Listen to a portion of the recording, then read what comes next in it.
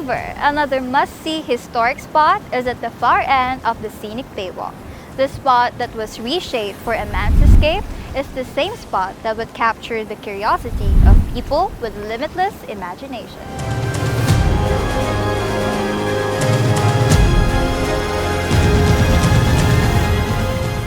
Dug over 6 months, the Limahong Channel served as the pirates' escape route and is now a site for recreational activities such as fishing, picnic, and sightseeing for both locals and tourists alike.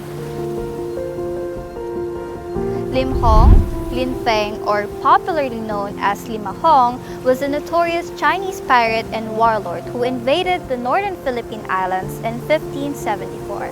According to Restituto Basa, the author of Footnotes on Pangasinan history, Limahong married a certain princess named Kabun Tatala who helped him dig this channel.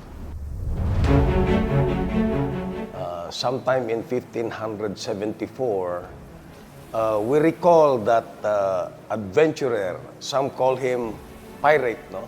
Limahong had been here before, no?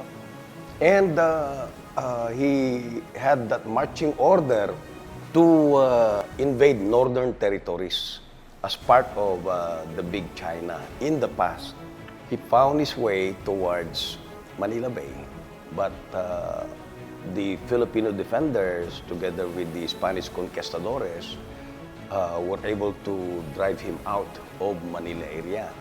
And on his escape route back to mainland China, he found his way towards Lingayen. And according to the books, he dug his way towards what is now known as the Limahong Channel. And he settled here for a while. And we are very proud as a people that we are part of that history.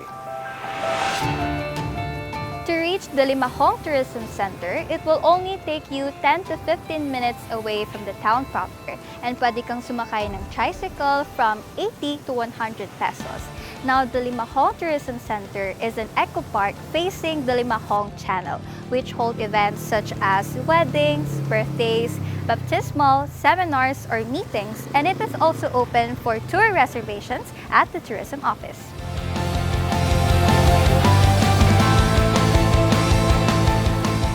Time becomes well spent when you get to do many things alone or accompanied.